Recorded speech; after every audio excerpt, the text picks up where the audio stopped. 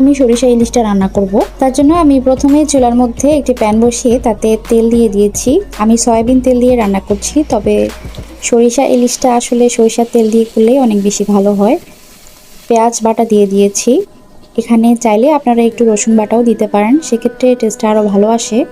আমি একটা রেসিপির দেখে এটা আজকে ট্রাই করছি, তো ওই রেসিপিতে রসুন বাটাটা দেয়নি, তাই আমি দিচ্ছি না। সরিষা ইলিশে পেঁয়াজ রসুন এগুলো একটু দেয় না আসলে, তো তাই আমি এখানে সরিষা বাটা দিয়ে দিচ্ছি। আমি এখানে হলুদ যে সরিষাটা থাকে সেই সরিষাটা দিয়েছি 1 টেবিল চামচ মতো। আমি একটা কাঁচামরিচের সাথে একটা দুটো কাঁচামরিচ আর একটু লবণ, হালকা একটু লবণ দিয়ে পেস্ট করে নিয়েছি ব্লেন্ডারে। আপনারা চাইলে এটা বেটেও নিতে পারেন।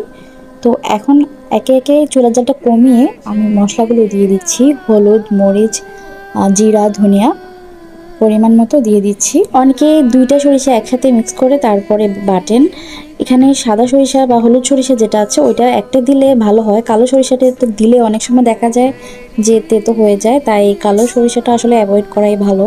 আর তাছাড়া সরিষার পরিমাণটা একটু কমিয়ে ব্যবহার করবেন যে কোনো রান্নায়। অনেক বেশি সরিষা হয়ে গেলে একটু কষকষ লাগে, খেতে ভালো লাগে না। তাছাড়া সরিষা বাটার সময় যদি আপনারা একটা কাঁচামরিচ আর একটু লবণ দিয়ে বাটেন, সেক্ষেত্রে তেতো ভাবটা অনেকাংশে কমে যায়। আর হলুদ সরিষা যদি ইউজ করেন সেক্ষেত্রে তো তেতো হওয়ার কোনো চান্সই থাকে না।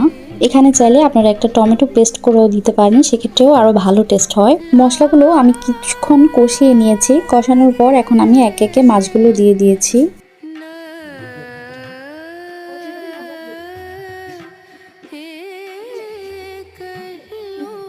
মাছগুলো অনেক নরম হয়, তাই বেশি খুন্তি দিয়ে নাড়াচাড়া করা যাবে না, জাস্ট একটু আলতো হাতে উল্টে দিতে হবে। উল্টে 2-3 মিনিট কষিয়ে তারপরে পানি বা ঝোল দিয়ে দিতে হবে। তো একটু সাবধানতার সাথেই আমি একটু উল্টে দিচ্ছি, যাতে দুই পাশে সুন্দরভাবে মশলাগুলো ঢুকে বা লবণটা ঢুকে। তার জন্য একটু প্রথমে ভাজা ভাজা করে নিলে পরে খেতে এটা ভালো লাগে।